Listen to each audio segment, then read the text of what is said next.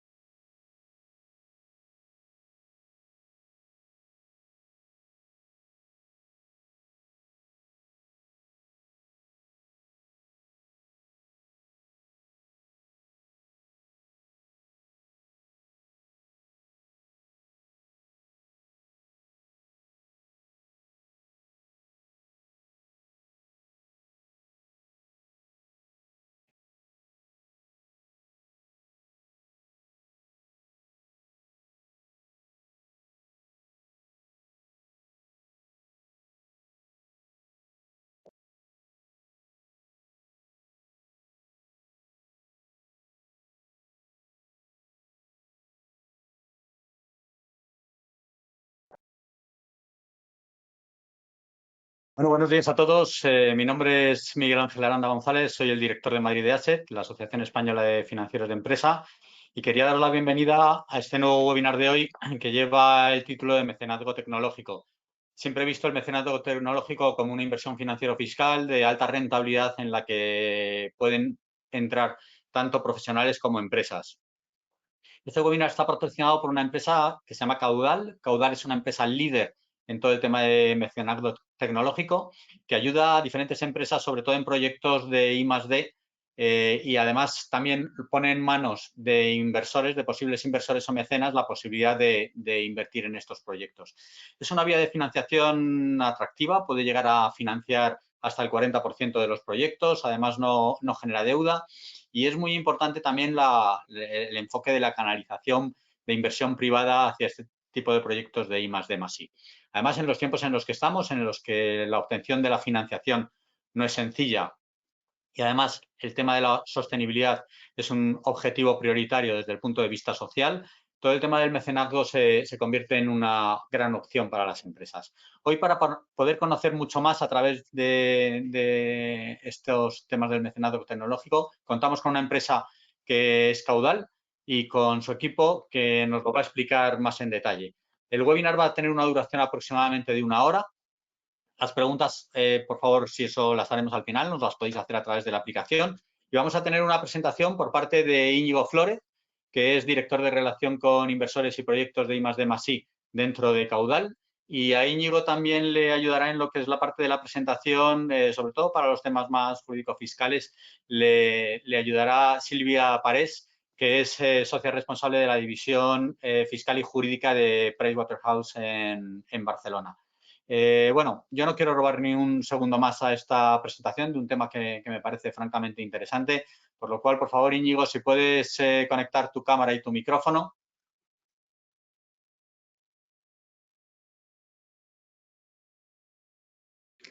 Buenos días, ¿se me oye bien? Muy buenos días, se te oye perfectamente. Te traslado el rol de presentador y así ya podemos empezar a ver la presentación. Perfecto. Muy bien.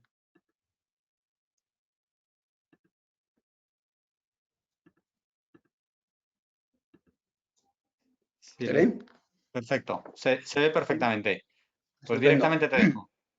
Muy bien, pues Miguel Ángel, muchísimas gracias por la presentación y bueno, a la asociación por su amabilidad a la hora de acoger esta actividad que, bueno, pensamos que está siendo un instrumento muy bueno para dar a conocer a empresas que se asoman por primera vez a este instrumento, que, bueno, pues a muchos quizá os resulte bastante nuevo, otros quizá ya los conozcáis. Estamos todavía, a pesar de que llevamos ya unos cuantos años operando en el mercado, pues en esa fase, como se dice en el mundo de las startups, de evangelización, ¿no? De explicación qué beneficios tiene, por qué va creciendo de año en año de una forma tan sistemática y, bueno, pues este foro nos parece muy adecuado, ¿no? Para ponerlo en marcha.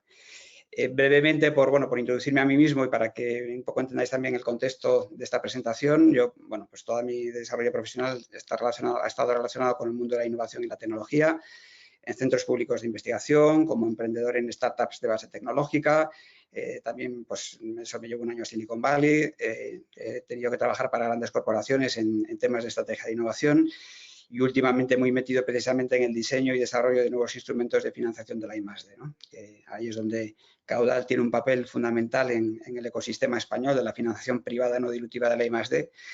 Y en ese sentido, pues, bueno, pues digamos que las posibilidades de desarrollo de nuevos instrumentos vemos que va creciendo porque la imaginación es fundamental para dar ese apoyo a las empresas que necesitan financiación para el desarrollo de sus proyectos, ¿no? Es importante a la hora de explicar el instrumento, y me voy a enrollar un poquito en esa parte intentando ir a lo esencial, pero sí que creo que es importante explicar de dónde venimos, de dónde viene Caudal y de dónde viene el grupo, porque si eso no se entiende bien, pues algunos matices del instrumento también quedan un poco más deslucidos, ¿no? Por contar un poquito la historia, es una historia que empieza aproximadamente hace 15 años, de la mano de nuestro presidente, que es Diego Fernández. Diego Fernández es ingeniero por la Universidad Carlos III y su especialidad es la mecatrónica, que es un área pues muy especial porque al final es un área híbrida que bebe de la ingeniería electrónica, de la ingeniería de telecomunicaciones y de la ingeniería mecánica, ¿no? O sea, esto lo que pone en evidencia es que las personas que se especializan en este campo pues tienen una cabeza pues un poco fuera de lo normal. Lo bueno de que esté dando yo esta presentación y no él es que yo lo puedo decir, ¿no? Y eso les permite a veces dar con soluciones que son pues verdaderamente complejas, ¿no?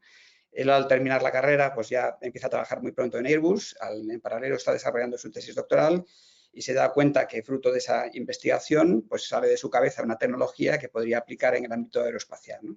Ahí decide constituir su primera empresa y esa primera empresa pues prácticamente su primer cliente es la Agencia Europea del Espacio. Un poco por poner en contexto pues un poco las cualidades de este hombre, ¿no?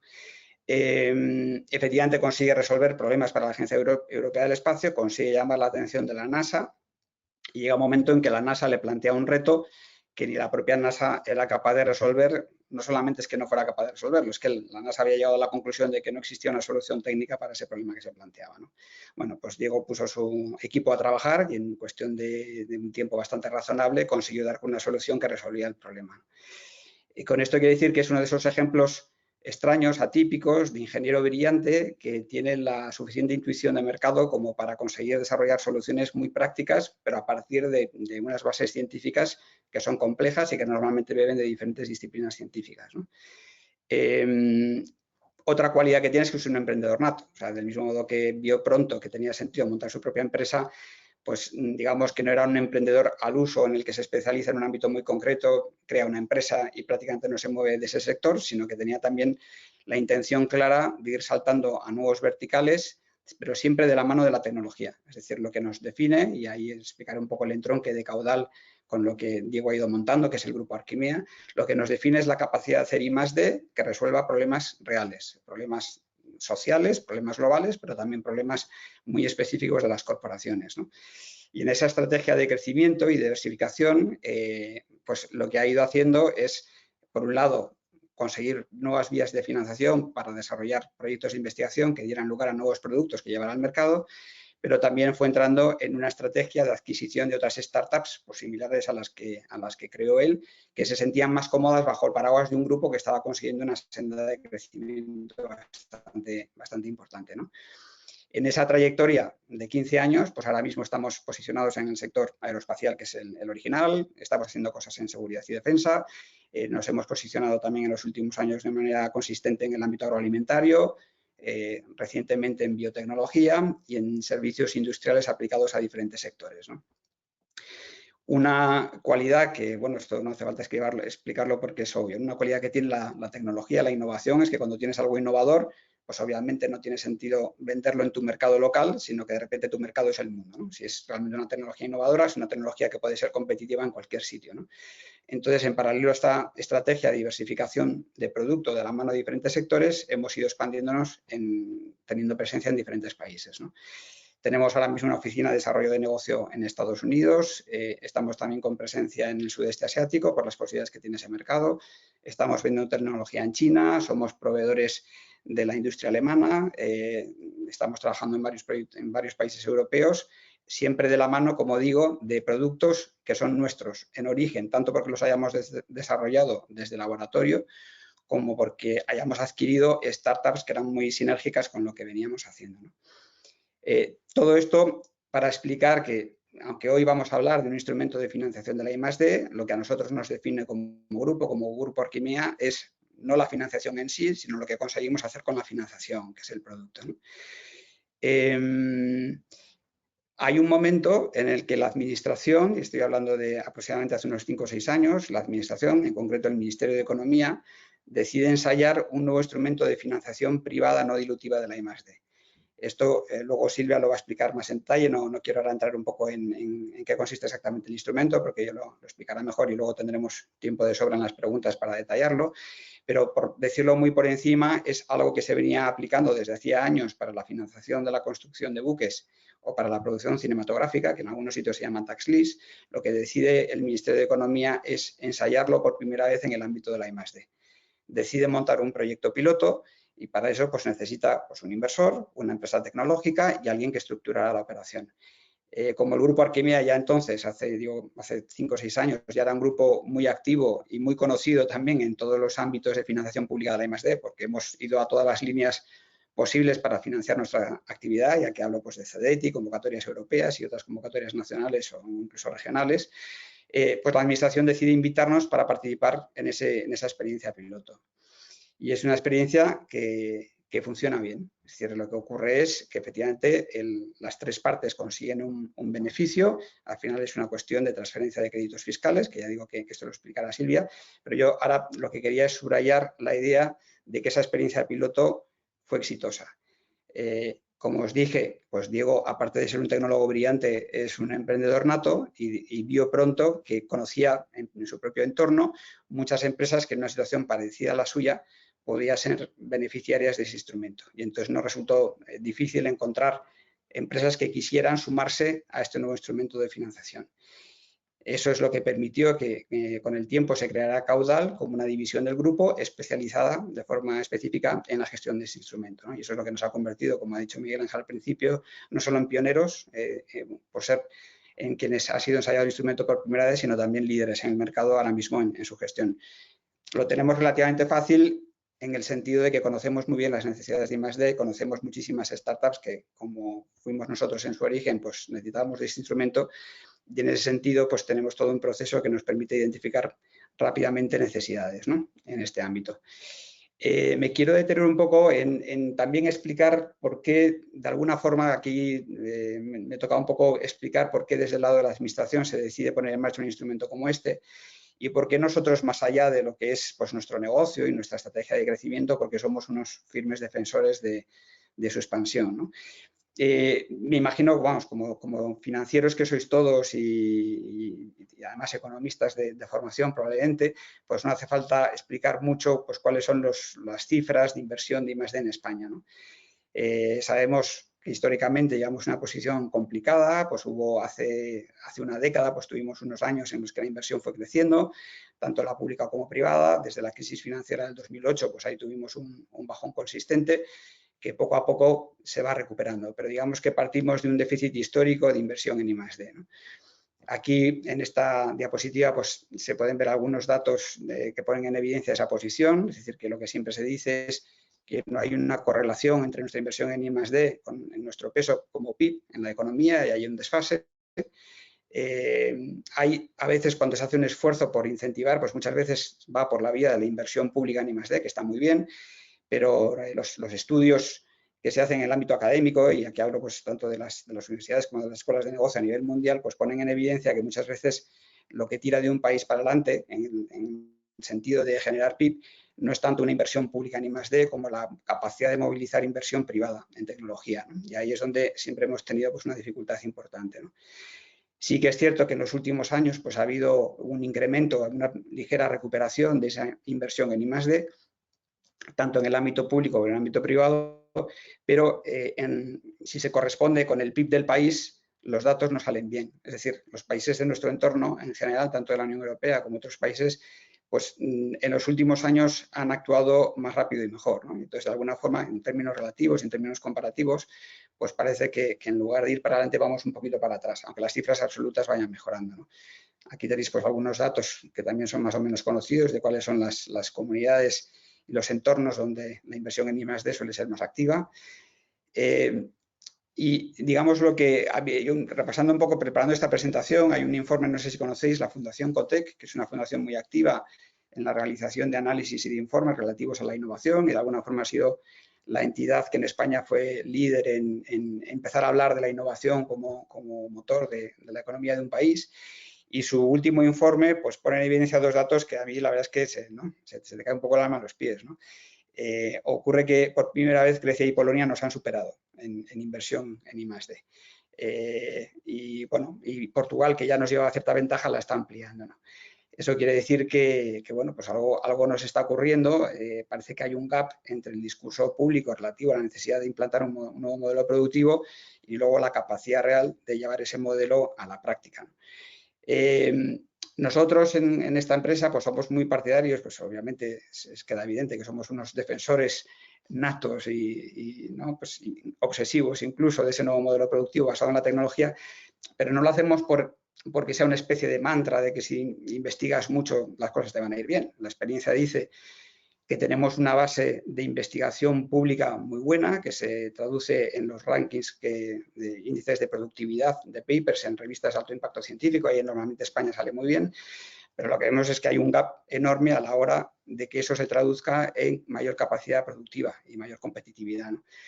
Nosotros tenemos la idea que está respaldada pues, por estudios al respecto, de que la I+D que realmente levanta un país es esa I+D que va muy enfocada a diseño de nuevos productos que sean competitivos. Es decir, que una investigación de base en un laboratorio todavía está lejísimos de que pueda convertirse en un producto que realmente impacte en la cuenta de resultados de una organización. Mientras eso no ocurra, pues estamos en esa especie de travesía en el desierto, ¿no? De total incertidumbre.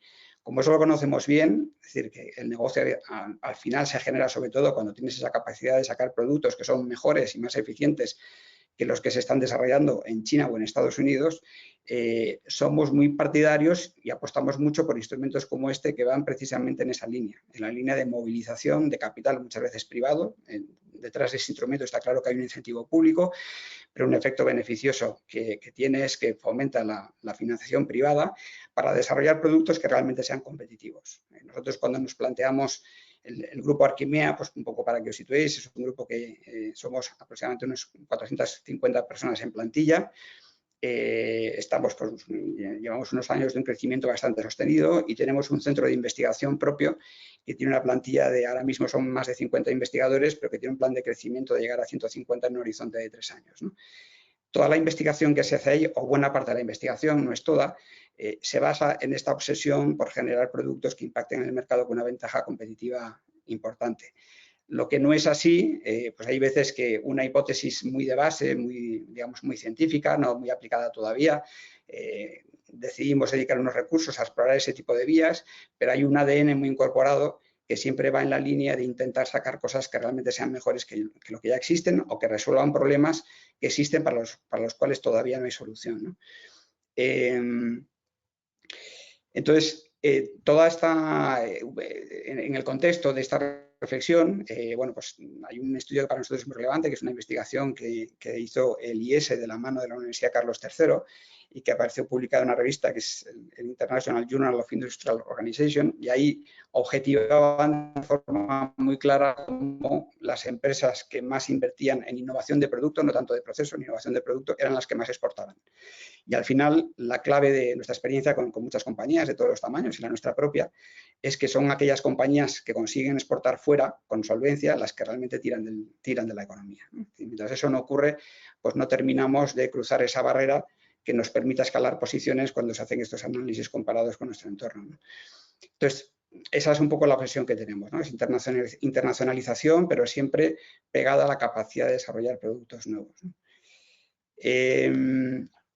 Cuando Caudal nace y se especializa en la gestión de ese instrumento que la Administración decide ensayar por primera vez en el año 2016, perdón, bueno, pues nosotros ahí vemos que hay una oportunidad de mercado, que es un instrumento que le viene muy bien al ecosistema.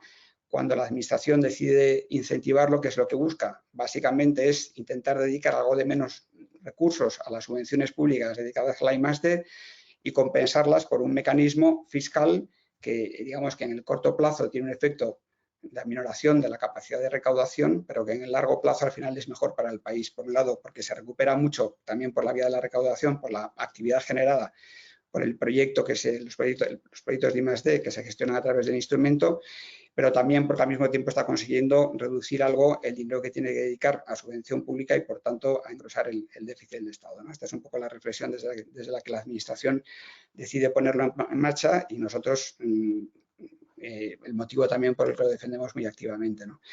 Eso se ha traducido en que en los últimos años, en estos 5 años aproximadamente, pues hemos gestionado pues este volumen que veis ahí, ¿no? Más de 150 proyectos de I+D, ahí hay proyectos de terceros, pero también algunos proyectos propios, y hemos movilizado en total unos 200 millones de euros.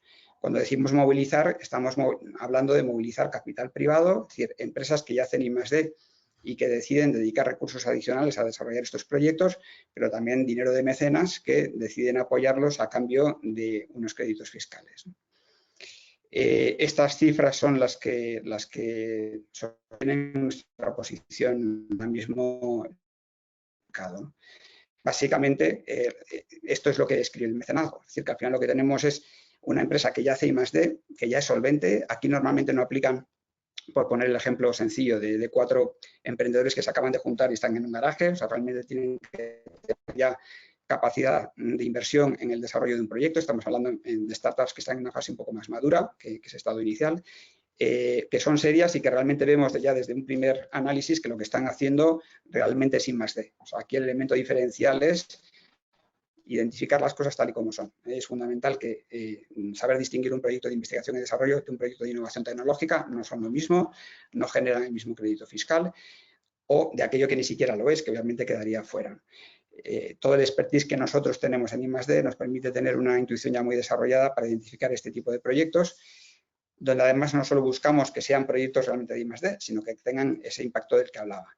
Muchas veces es un impacto social, medioambiental, es decir, este tipo de innovaciones de las que todos nos beneficiamos de forma directa o indirecta, y otras veces son innovaciones que resuelven problemas muy específicos de corporaciones, ¿no? Y que por tanto tienen una oportunidad de mercado muy relevante, ¿no?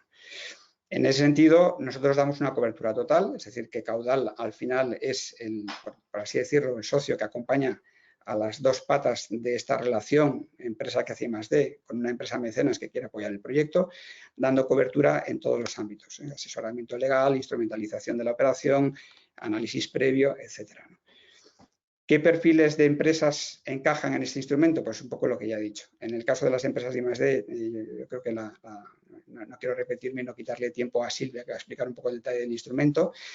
En el caso de las empresas mecenas, aquí entra cualquiera que tenga, obviamente, que tenga beneficios, ¿no? Es decir, que en la medida en que el incentivo para una empresa mecenas es beneficiarse de una serie de créditos fiscales, pues tiene que tener un beneficio antes de impuestos que permita absorber esa capacidad de aprovechamiento del crédito fiscal.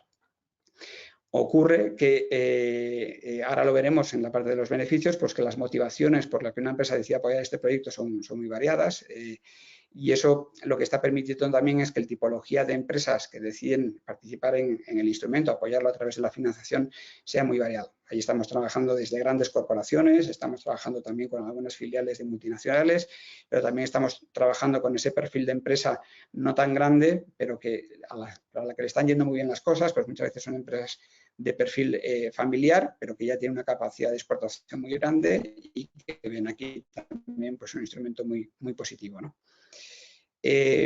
Porque os situéis un poco, aunque esto está más del lado de las empresas que hacen I+D, pues para entender un poco el tipo de cobertura que podemos dar, pues estamos hablando de proyectos de I+D que tengan un gasto mínimo anual de 300.000 euros. En el caso de los proyectos de innovación tecnológica es un poquito más alto, son unos 400.000.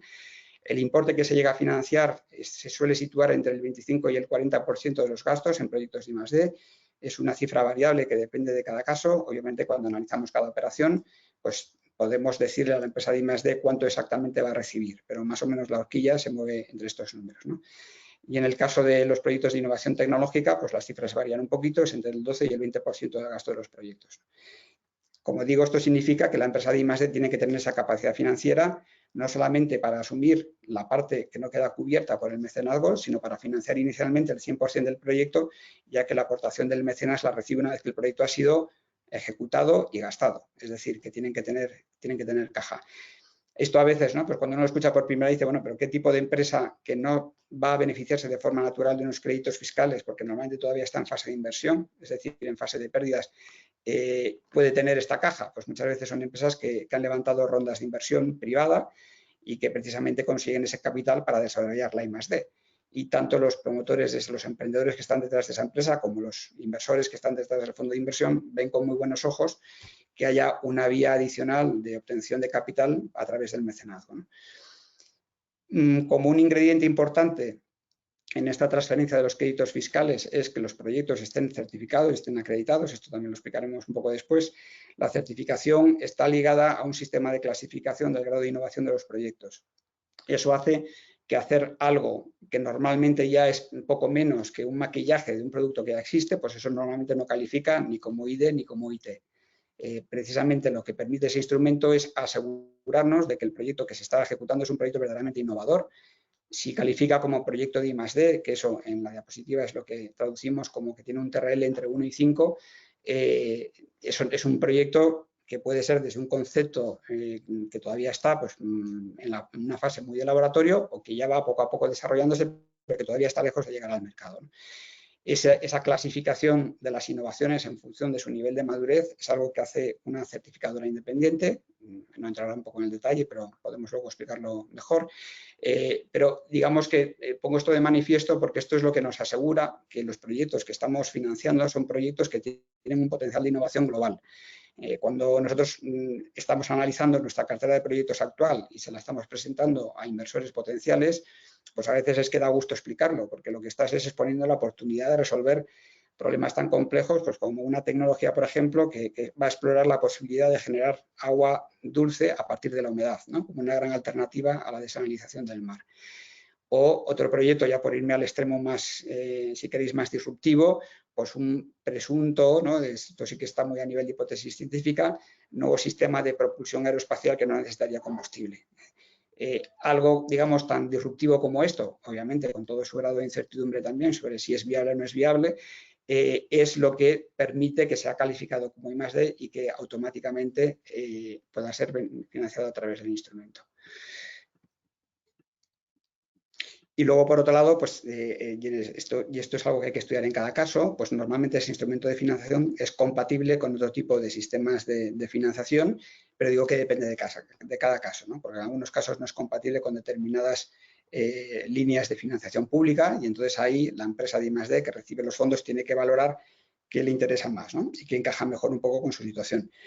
Una gran diferencia es que normalmente, esto me imagino que ya lo sabéis, las convocatorias de financiación pública normalmente son competitivas, es decir, que uno presenta su proyecto, compite con las otras empresas que han presentado proyectos también de I+D y ahí la administración, el organismo que fuera, pues reparte de forma competitiva analizando los proyectos. Eso significa que te pueden ocurrir dos cosas, que no recibas ese fondo porque quedas fuera de la selección o que recibas menos de lo que has pedido, ¿no? Con lo cual, pues tienes ahí un decalaje entre lo que has programado y lo que realmente, el dinero del que finalmente dispones, ¿no? En este caso no, en este caso la empresa de I+D sabe desde el principio de cuánta financiación va a disponer y en qué momento va a disponer de ella, ¿no? Son todas las grandes ventajas. Digamos que donde tiene que poner todo el esfuerzo competitivo, entre comillas, es en asegurarse de que lo que está presentando no es un proyecto que realmente va a calificar como proyecto de I+D o de IT.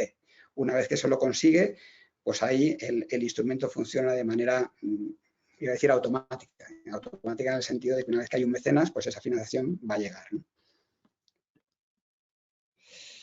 Bueno, pues este es un poco el resumen de lo que le pasa a la empresa de I+D, que encuentra una vía para financiar su I+D sin generar deuda y sin avales de ningún tipo, que los proyectos, como acabo de decir, pues no entran en concurrencia competitiva, con lo cual no hay incertidumbre sobre la financiación, el plazo, etcétera, que van a recibir el retorno económico en un plazo muy determinado y eso les permite planificar con bastante solvencia su estrategia de inversiones en año a año, que la tramitación es relativamente sencilla, es decir, que aquí nosotros ya después de más de 150 operaciones tenemos todos los procedimientos muy definidos. Una cosa que siempre decimos es que no dejamos de ser una empresa de ingenieros y como tales pues nos gusta tener todos los procedimientos absolutamente establecidos, definidos para que no haya ningún tipo de margen de incertidumbre por ninguna de las partes, ¿no?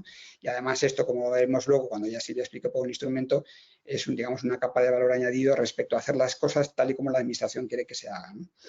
Y al mismo tiempo la empresa de I+D pues recibe una solvencia económica porque al final esa aportación que recibe es una aportación que la recibe en modo de ingreso, ¿no? Es decir, que a la hora de presentar sus cuentas, pues esa financiación aparece como un beneficio que le viene muy bien pues a la hora de presentar sus cuentas y de captar nuevos inversores, ¿no? Desde el lado de la empresa mecenas, siempre explicamos que los beneficios, hay un beneficio que es muy evidente, que es el beneficio financiero fiscal, es decir, que aquí la empresa mecenas no está aportando un dinero sin ninguna expectativa de retorno económico financiero, esa expectativa existe, tiene número y es algo además que del mismo modo que la empresa de I+D sabe exactamente cuándo va a recibir, pues también el inversor sabe exactamente cómo va a recuperar esa inversión y de qué modo, ¿no? Entonces, nuestros interlocutores siempre, cuando presentamos este instrumento de financiación en las grandes corporaciones, desde luego, pues una persona clave es vosotros, ¿no? Los directores financieros de las organizaciones. Pero cada vez se incorporan más a las mesas de presentación del instrumento otros perfiles. Un eje fundamental es todo lo relacionado con la RSC, con la responsabilidad social corporativa. Porque prácticamente todos los proyectos que tenemos en cartera son proyectos que tienen un impacto muy, muy objetivo, muy evidente. Objetivo si el proyecto llega a buen puerto, pero que a nivel de concepto es muy evidente en temas muy diversos, pues como el ejemplo que he puesto antes relacionado con la generación de agua dulce a partir de la humedad, ¿no? Y ahí tenemos proyectos con impacto ambiental muy claro, temas de sostenibilidad, cada vez hacemos un análisis más detallado en la fase previa de los proyectos para que queden bien casados con los objetivos de desarrollo sostenible. los hay que a lo mejor no tienen tanto ese enfoque, pero quieren resolver problemas tecnológicos globales. Por poner un ejemplo, pues yo qué sé, pues un nuevo sistema de encriptación para los futuros ordenadores cuánticos, ¿no? Por poner un ejemplo que a lo mejor no tiene un impacto directo en temas puramente de RSC, pero que a nivel tecnológico son muy sugerentes, ¿no? En muchos sectores, ¿no? Y esto hace que también en estas reuniones pues muchas veces esté el director de comunicación o el responsable de RSC, que al final pues lo que busca es que esto aporte un valor tangible a la organización que entra como mecenas, porque está apoyando innovaciones que potencialmente pueden resolver problemas que son buenos para todos, ¿no?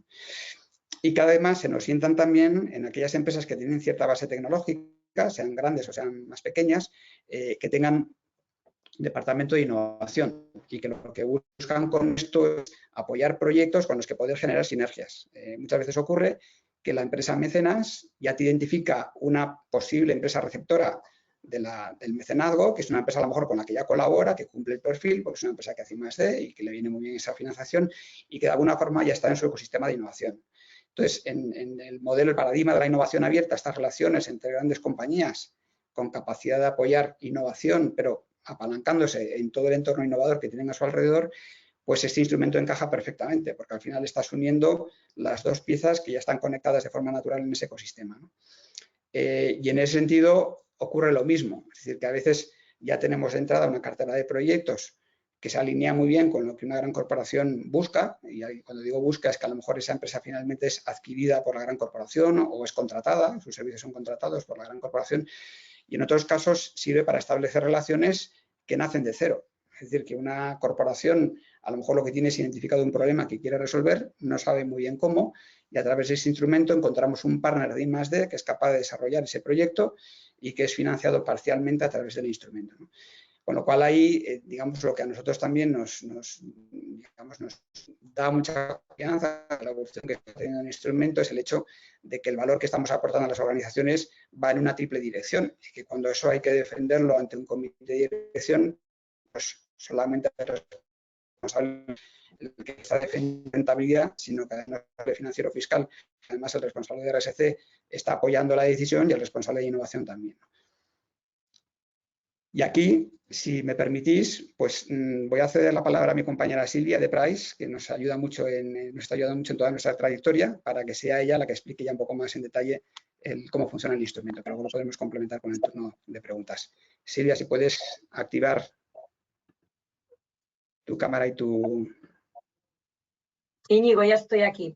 ¿Me oís? Perfecto, perdona que me he ido un poquito al principio y yo me salgo temporalmente.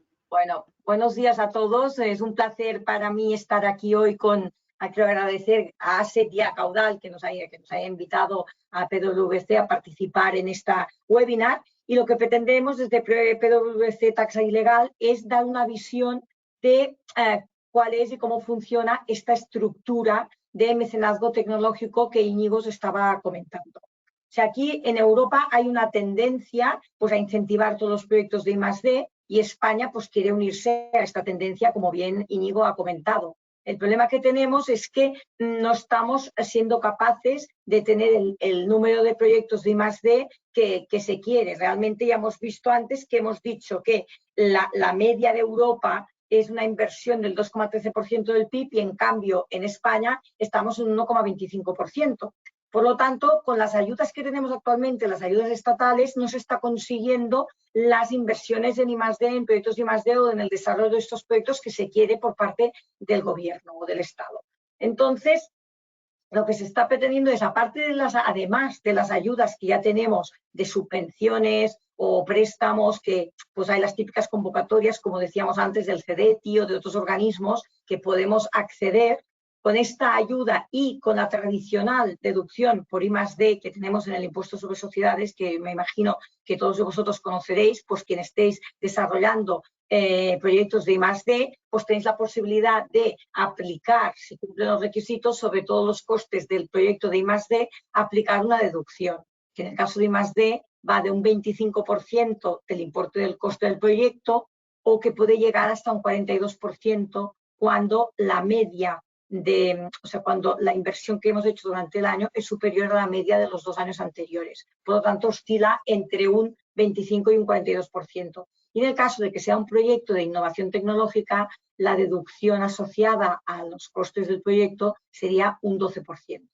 Pues bien, yo cuando me reúno con muchos directores financieros, como los que estáis aquí hoy, pues me preguntan, Silvia, ¿cómo podemos reducir el tipo efectivo de gravamen? Porque es uno de mis objetivos o porque realmente queremos reducir la factura que tenemos con Hacienda, ¿no? con nuestro partner, que lo tenemos casi como un accionista más de la compañía. Pues para hacer esta reducción del tipo efectivo de gravamen, solo tenemos prácticamente las deducciones y cada vez son más reducidas. Y una de las deducciones es la deducción por I+D+I. Pero evidentemente, para aplicar esta deducción necesitamos un proyecto de I+D+I. Lo que nos está pasando a veces es que tenemos las compañías que serían los inversores que no tienen proyecto, porque a lo mejor en aquel momento no están ejecutando ningún proyecto de I+D+I, y por otro lado tenemos los proyectos de I+D que les falta financiación. Por lo tanto, hay un desequilibrio. Y en este desequilibrio que tenemos es cuando aparece el mecenazgo tecnológico. De hecho, el mecenazgo tecnológico, toda esta estructura que ahora vamos a comentar, que se hace a través de una AIE, de una agrupación de interés económico, pues viene promovido por la propia administración, porque la administración es consciente de que con las ayudas estatales que tenemos no es suficiente para poder financiar estos proyectos, sino que además necesitamos pues esta inversión privada de las empresas. Por lo tanto, lo que se pretende es potenciar esta figura de mecenazgo tecnológico a través de esta estructura que consiste en invertir en una AIE, igual que se ha hecho en otros campos, como puede ser en el campo de las producciones cinematográficas.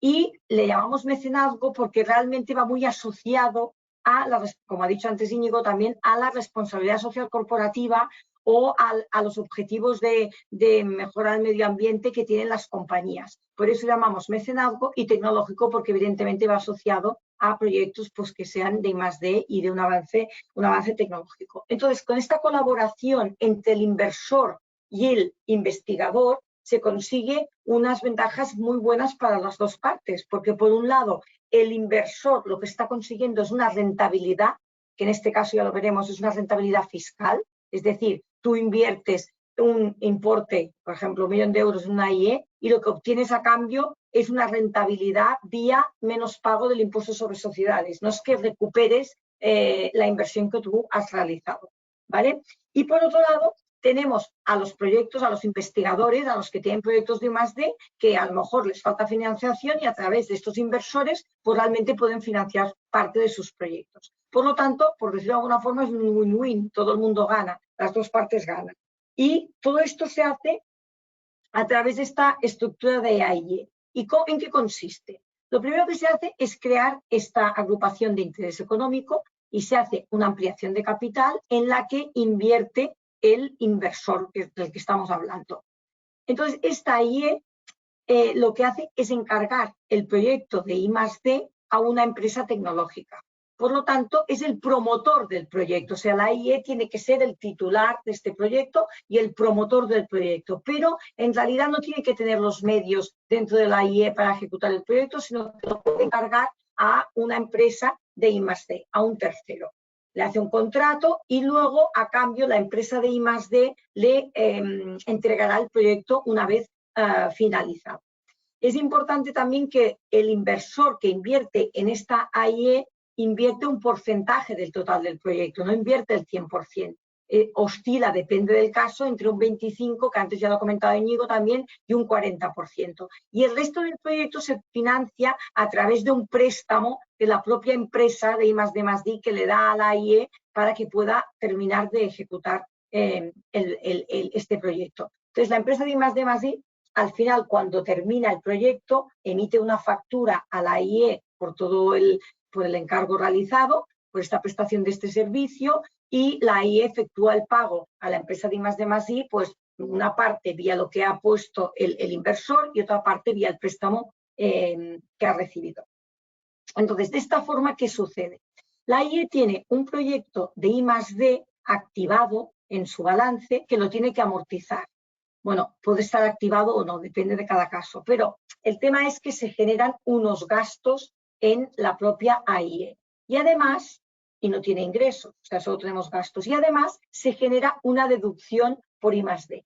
Estas entidades, estas AIEs, son unas entidades que tributan por imputación de rentas. Yo creo que muchos de vosotros ya lo sabréis, que lo que hacen es transparentar sus bases imponibles y sus deducciones a los accionistas, a los inversores. Por lo tanto, todo el gasto generado en la AIE, que son al fin y al cabo bases imponibles negativas, se transparenta al inversor, y toda la deducción por I+D+I también se transparenta al inversor.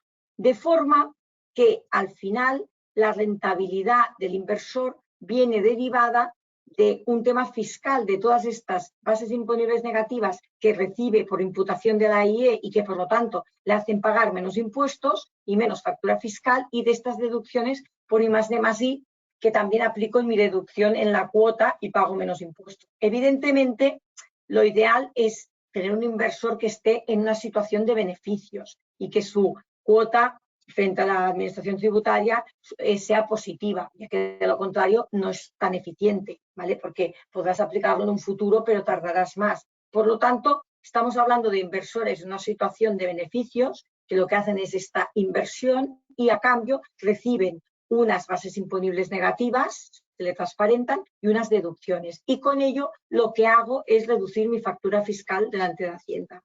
Por lo tanto, al final obtengo una rentabilidad que normalmente es de, si he invertido 1 millón, obtengo una rentabilidad más o menos que es de 1,35.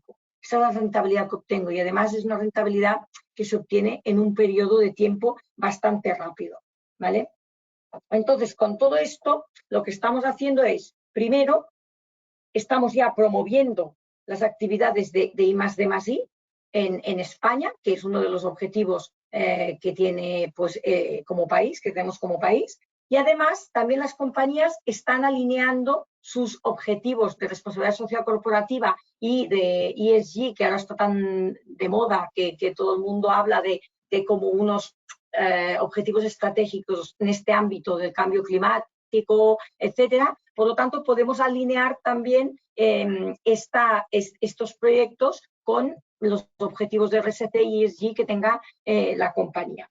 Y al final, tenemos que tener en cuenta que yo tendré este retorno de la inversión, esta rentabilidad de la inversión a través de un menor pago de impuestos sobre sociedades, ¿vale? Y lo que tenemos que ver también es que esta figura, la propia administración tributaria la ha potenciado por este hecho que hemos comentado antes de que faltaba inversión pública. Con la inversión pública no es suficiente ejecutar todos los proyectos de I+D. Por lo tanto, se ha potenciado esta inversión también privada. Y lo que tenemos son varias consultas de la Dirección General de Tributos muy detalladas. En el año 2014 hay 4 consultas y luego ha habido varias en el 2015 y 2016 en la que se detalla exactamente cada uno de estos puntos que yo he ido comentando de cómo se debe realizar este tipo de inversiones. Por lo tanto, tenemos un marco pues, de seguridad en este ámbito desde el punto de vista de la administración tributaria. Y luego también hemos tenido varios pronunciamientos del ICAC en los que se dice cómo se debe contabilizar esta inversión, que también se ha pronunciado al respecto. O sea, en realidad tú lo estás contabilizando como una inversión financiera y realmente esta inversión financiera se va a dar de baja a medida que vayas recibiendo la rentabilidad vía menos pago del impuesto de sociedades. Es decir, yo contabilizaré mi impuesto sobre sociedades, mi deuda tributaria con la administración, pero luego yo a medida que pague menos porque tengo esta inversión en la IE, voy a ir dando de baja este importe que he invertido en la IE, esta inversión financiera. Evidentemente, como ya hemos dicho que hay una rentabilidad fiscal del 1,35, lo que va a suceder es que realmente tendré un ingreso en mi cuenta de explotación y este ingreso se contabilizará como un ingreso financiero, que sí que tributará. Es decir, yo, aunque estamos en un entorno que hablamos de pagar menos a efectos del impuesto sobre sociedades, lo que sí que está claro es que este ingreso financiero que yo voy a tener, sí que esto se ha pronunciado ya la Administración Tributaria y el ICAC, tiene que tributar a efectos del impuesto sobre sociedades.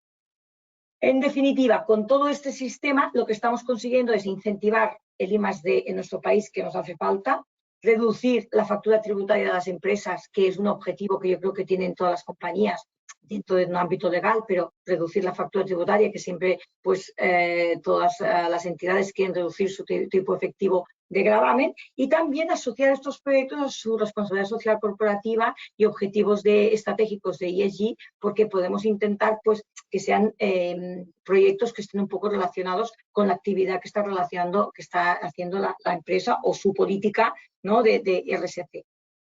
Yo creo que con todo esto os hemos dado una pincelada de lo que es estas estructuras, y creo que ahora lo que podemos hacer, por si han habido dudas de las explicaciones que hemos realizado, pues pasar al paso de preguntas, que algunas quizá ya las habéis enviado, pero bueno, que abrimos ahora 10 minutos de preguntas para los que tengáis algunas dudas al respecto. Muchas gracias. Muy bien, Silvia, muchísimas gracias. La verdad es que, bueno, me ha parecido súper interesante lo que es la presentación, tanto por tu parte como por parte de Íñigo. Íñigo, si puedes cargar tu pantalla.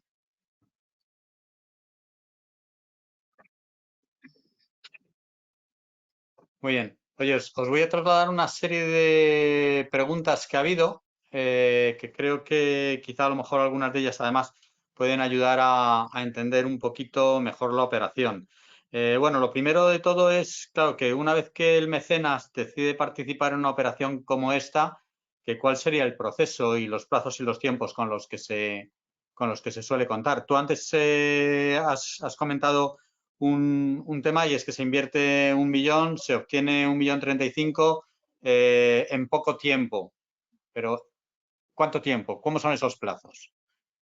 A ver, también dependerá de los proyectos. Diego, tú también introduce lo que consideres oportuno, pero realmente muchas veces pues se está invirtiendo en un proyecto a mitad de año, ¿vale? Y tú realmente, o ahora, por ejemplo, en este trimestre que nos queda hasta finalizar el año, y tú realmente vas a recuperar o vas a recibir esta rentabilidad si cierras según el año natural, pues el 25 de julio, ¿no?, del año que viene, cuando presentes tu declaración del impuesto sobre sociedades. Por lo tanto, es bastante rápido. También hemos de ver, esto hay que analizar caso a caso, porque luego también hay proyectos que a lo mejor empiezan antes y entonces tienes que entrar antes. Hay proyectos que a lo mejor tienen un plazo de ejecución más largo. Entonces, hay que ver caso a caso. ¿Están solo en un ejercicio fiscal o en varios? Bueno, a ver, lo normal suele ser, se intenta que sea en el mismo ejercicio fiscal. Lo que pasa es que hay en algunos proyectos que puedas tener varias fases y que entonces vaya a más de un ejercicio fiscal. Pero lo normal es tú invertir, por ejemplo, en el año 2021 y recuperar tu inversión o tu inversión más rentabilidad vía el impuesto sobre sociedades el 25 de julio del año que viene.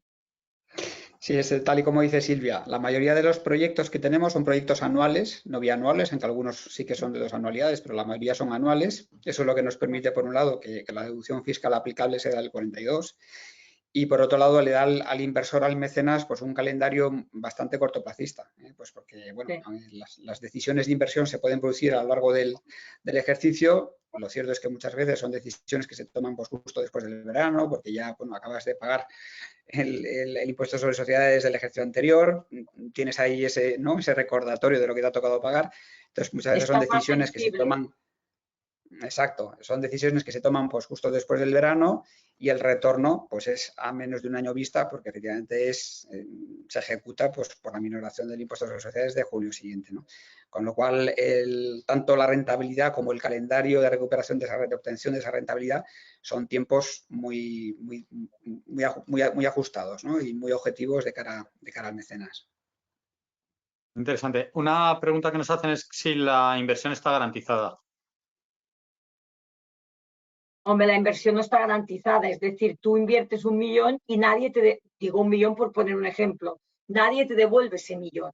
Desde la IE no te van a devolver este millón. Tú lo que tendrás es unos beneficios fiscales de 1.300.000 o de 1.400.000, ¿vale? Vía menos pago del impuesto sobre sociedades, pero el millón que tú desembolsas no viene otra vez al inversor. No está garantizado. Pero bueno, yo entiendo si tú haces un buen plan, perdona.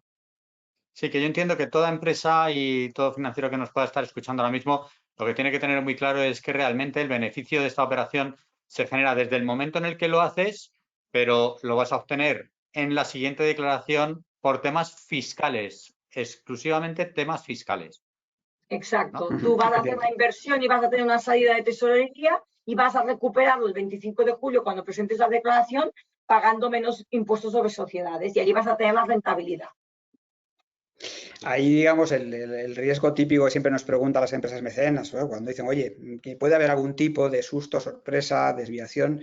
Ahí, digamos, la más común desde el punto de vista cuantitativo, que al mismo tiempo es muy minoritaria, es que haya cierta desviación en la ejecución del proyecto de I+D respecto a lo que se certificó inicialmente. O sea, hay un proceso de triple certificación de los proyectos de I+D, 2 de ellos son antes de comenzar la operación, que es una certificación ex ante que hace una certificadora independiente, y luego nosotros en paralelo pedimos a la Administración un informe motivado vinculante, que es pues, un mecanismo parecido de supervisión y de definición de que aquello que se está planteando realmente se califica como un proyecto de I+D o como un proyecto de IT.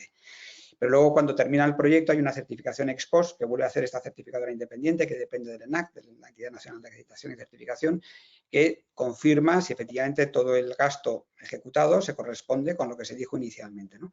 Imaginemos que hay una pequeña desviación entre lo ejecutado finalmente y lo previsto inicialmente. Bueno, tenemos ya, y eso la experiencia pues ya nos ha dado muchas pistas sobre cómo hacer las cosas, toda una serie de mecanismos de protección a la rentabilidad que debe obtener el mecenas que le protegen de este tipo de pequeñas contingencias que pueda haber, que como digo, en términos cuantitativos son muy pequeñitas, pues puede ser a lo mejor un 3-4% de las operaciones, en una desviación que también cuantitativamente es pequeña. Y eso lo tenemos contemplado para que en ningún momento sea el mecenas el que vea resentida la rentabilidad que le hemos dicho inicialmente que le vamos a ofrecer.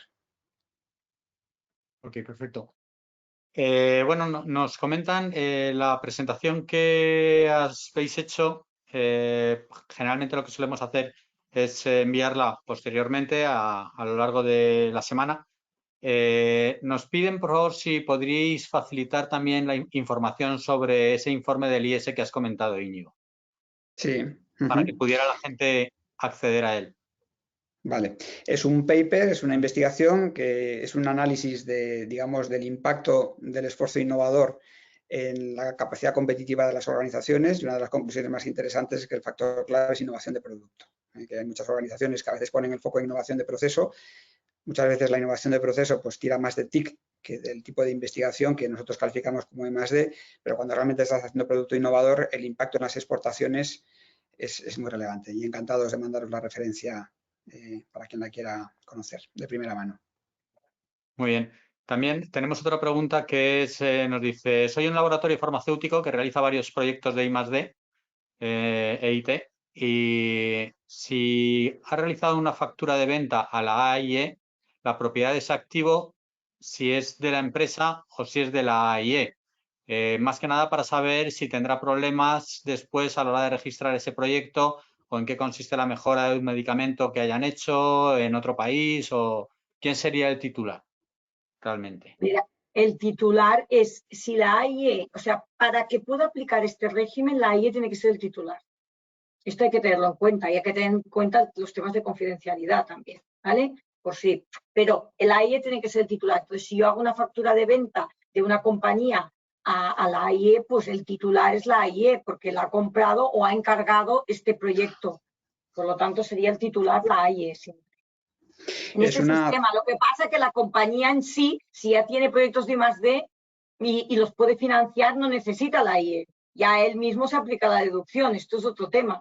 Quiero decir que si una compañía tiene proyectos de I+D y tiene financiación para ejecutar estos proyectos, pues ya aplica la deducción dentro de su cuota del impuesto de sociedades y ya no necesita el mecenazgo tecnológico. El mecenazgo tecnológico está utilizado cuando normalmente tenemos proyectos de I+D por un lado que no se pueden financiar y inversores que no tienen estos proyectos y los quieren financiar para tener esta rentabilidad.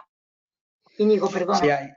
Sí, no, al hilo de lo que dice Silvia, o sea, esta es una pregunta muy buena porque es una pregunta que toda empresa de I+D cuando se aproxima a nosotros buscando este tipo de financiación, pues obviamente es una pregunta que hacen. Entonces, efectivamente hay una cesión temporal de la titularidad de la propiedad intelectual, pero es temporal y tenemos absolutamente amarrado desde el punto de vista jurídico que esa titularidad vuelve luego a la empresa de I+D. Es decir, que es un tema muy acotado en el tiempo y con muchas garantías jurídicas. En ese sentido, pues una vez más, de las 155 operaciones que llevamos, nunca hemos tenido ningún conflicto relacionado con esa cesión temporal de la propiedad intelectual, ¿no? Y por otro lado, en línea con lo que dice Silvia, ¿no? Pues a veces ocurre que efectivamente hay empresas que tienen una estrategia de innovación muy definida, con proyectos ya en marcha que más o menos no varían mucho, y entonces si tienen margen para aplicar esas deducciones fiscales, pues muchas veces tiene sentido que lo hagan de forma interna, pero empieza a ocurrir también que con este paradigma de la innovación abierta y de apoyarse cada vez más en grupos externos, hay veces que en esas relaciones externas nuestro instrumento vuelve a cumplir un papel, ¿no? En ese rol que digo de empresa que hace I+D propia, pero que al mismo tiempo quiere generar más innovación apoyándose en alguien externo, y que la vía que utiliza para financiarlo es a través del mecenazgo tecnológico. Entonces ahí vamos viendo que la casuística de aplicación del instrumento a diferentes escenarios se va enriqueciendo con el paso del tiempo, muchas veces porque son las propias empresas las que plantean situaciones que para nosotros son nuevas, las analizamos y vemos dónde el instrumento encaja o no encaja, ¿no? Siempre teniendo en cuenta lo que dicen estrictamente las consultas vinculantes de la Dirección General de Tributos, que para nosotros es la Biblia, ¿no? Es ahí donde siempre tenemos el límite perfectamente definido, lo que se puede hacer y lo que no. Muy bien. Íñigo, ¿qué tipo de mecenas son? ¿Qué tipo de empresas son las que están actuando ahora mismo como mecenas en los proyectos que tenéis Sí, o que habéis ahí tenido a lo largo de este año? ponía al principio ejemplos, tenemos de todo tipo. O sea, desde luego el requisito mínimo es obviamente que tengan beneficio antes de impuestos, pues para que se puedan beneficiar de los créditos fiscales. Digamos que ahí no ponemos un mínimo, sí que los tickets de inversión medios más o menos suelen ser el 1.000.000 de euros, pero eso significa que las hay que a lo mejor invierten 10 y otras invierten pues unos cientos de miles de euros. El tipología de empresas tenemos, pues yo que sé, desde grandes compañías aseguradoras hasta grandes empresas también tecnológicas. A nivel de sectores, la verdad es que hay una variedad muy amplia de sectores, y normalmente el patrón común son empresas que tienen esta especie de doble o triple sensibilidad, ¿no? Por un lado, el decir, oye, pues busco una rentabilidad fiscal, pero por otro lado esto enriquece mi estrategia de RSC, y cada vez en más casos ocurre también que lo que busco es apoyar innovaciones que en un momento dado me puedan ser interesantes o quiera aprovechar, ¿no? Yo, pues no sé, por poner algún ejemplo de compañías que, vamos, que les gusta además que digamos abiertamente que invierten en el instrumento, pues por ejemplo el grupo A3 Media, o por ejemplo la Mutua, ¿no? Pues son dos clientes que tenemos hace tiempo, y como ellas pues muchas más, ¿no? Entonces, de ese perfil de gran empresa hasta empresas a lo mejor más familiares pero con un buen buy, encajan también perfectamente. Estupendo. Y una última pregunta, por el tiempo que ya se nos está cumpliendo. Como casi todas las operaciones, y más cuando hablamos de temas financieros, pues tienen un riesgo, y la pregunta es que ¿qué tipo de riesgo existe realmente en esta operación? Vosotros que lo conocéis mejor. Silvia, ¿quieres arrancar tú o Bueno, arranco yo? a ver, el riesgo es que aún ya alguien te lo pueda cuestionar, pero realmente alguien, quiere decir la administración tributaria, ¿no?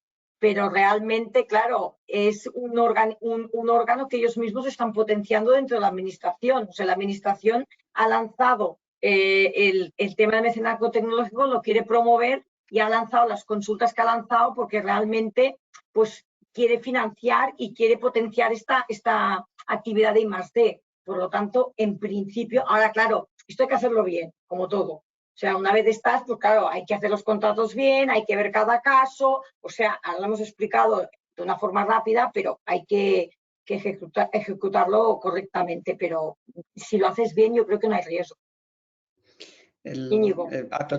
Sí, totalmente alineado. O sea, el principal riesgo es que hagas algo saliéndote de lo que dice estrictamente la consulta vinculante que hay que hacer. Una vez que tienes el procedimiento perfectamente establecido y en eso eres muy, muy detalloso, muy minucioso, el riesgo se reduce a la mínima expresión, ¿no?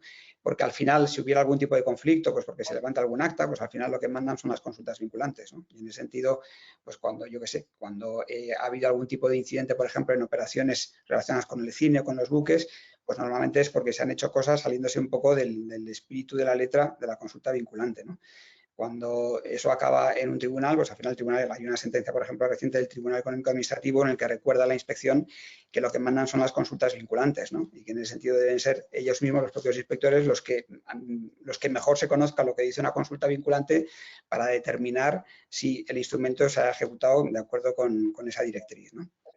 decir que la principal garantía de que todo salga como debe salir es que nosotros hagamos las cosas muy bien.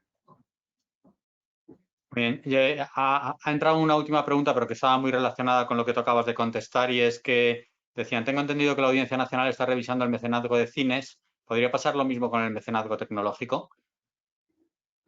Bueno. Todos los inputs que recibimos, tenemos una relación muy fluida con la administración, pues porque no puede ser de otro modo, y digamos que en la medida en que Caudal nace como una línea especializada en la gestión de ese instrumento, por decirlo de alguna forma, nuestro primer cliente es la propia administración. Si ha sido ella la que quiere que esto se ponga en marcha, pues lo que tenemos que hacer es considerarlos como nuestro primer cliente para que tengan siempre la seguridad de que estamos haciendo lo que exactamente quieren hacer, ¿no? En ese sentido, nosotros no tenemos ningún indicio hasta ahora, y ya digo que tenemos una relación muy fluida, de que la administración se esté planteando tocar el instrumento en algún aspecto, ¿no? Entonces, en ese sentido, vamos tranquilos y seguros, ¿no? En el momento en que decidieran regular algo que cambiara un poquito las condiciones, pues obviamente nos lo dirían, lo sabremos con la suficiente antelación, y además, en principio, no aplicaría operaciones que ya se hayan ejecutado, ¿no? Pero digamos que no es... O sea, en esto lo bueno es que como la comunicación es fluida y permanente, pues solemos saber con anticipación si hay previsión de que algo cambie, ¿no? Y hoy por hoy está muy definido. Y luego lo que sí encontramos en comparación con el cine, con los buques, es que nos da la impresión de que la administración ahora mismo ve un poco el mecenazgo tecnológico en I+D es como la niña bonita. O sea, de alguna forma ven que está muy alineado con un cambio de modelo productivo en el país, pues todo el contenido de la ley, la llamada ley de startups, ¿no? De empresas emergentes, pues respira mucho esta filosofía de un poco lo que decía al principio, ¿no? De fomentar empresas que tengan capacidad de exportar por la vía de la inversión en innovación de producto, ¿no? El instrumento va muy alineado con esa dirección y de alguna forma pues nosotros percibimos que la administración dice, oye, pues puestos a invertir en tax lease, pues la I+D es de las cosas que más allá de apoyar a una empresa de I+D, pues beneficia al país, ¿no? Y bueno, eso lo estamos notando día a día. Pues muchísimas gracias, Íñigo, muchas gracias, Silvia. Yo, como pequeño resumen que suelo hacer siempre en los webinars, creo que es importante mencionar que, bueno, pues todo el tema del mecenazgo tecnológico que hoy hemos estado viendo, pues incentiva el I+D, reduce la factura tributaria para la empresa que es mecenas, además se asocia a proyectos que están muy relacionados con todo el tema de responsabilidad social corporativa. Creo que tenemos dos figuras claves, ¿no? Que son, lógicamente, la empresa y el mecenas, desde el punto de vista de la empresa, que obtiene financiación y que no es ni deuda ni avales, y que es una tramitación sencilla y que aporta solvencia económica. Y desde el punto de vista del mecenas, pues evidentemente que se obtiene un beneficio financiero fiscal muy interesante, tal y como nos ha comentado Silvia, y que las áreas claves para poner en marcha todo esto pues son finanzas y especialmente el área de RSC, de responsabilidad social corporativa, obteniéndose unas rentabilidades mediante créditos fiscales y por reducción del pago de impuestos de sociedades que son muy interesantes. Yo os animo a aquellas empresas que os podáis sentir que o por la vía de mecenas o por la vía de empresa os pueda resultar interesante, que lo investiguéis más. Empresas como Caudal indudablemente os van a ayudar en todo el proceso, creo que son fundamentales en lo que es el cierre de este tipo de operaciones, y tan solo animaros a que lo estudiéis. Y por otro lado ya, pues nada, agradecer a Silvia y a Íñigo, especialmente también a Caudal y Price por habernos hecho conocer de una forma más cercana todo el tema del mecenazgo tecnológico, muy interesante y por ahora creo que muy desconocido en España. Y deciros a todos que os esperamos en la próxima semana en un próximo webinar de ASET. Muchas gracias, Miguel Ángel, ha sido un placer. Gracias, Miguel Ángel, un placer. Muy bien. Adiós, adiós a todos. Hasta luego. Adiós.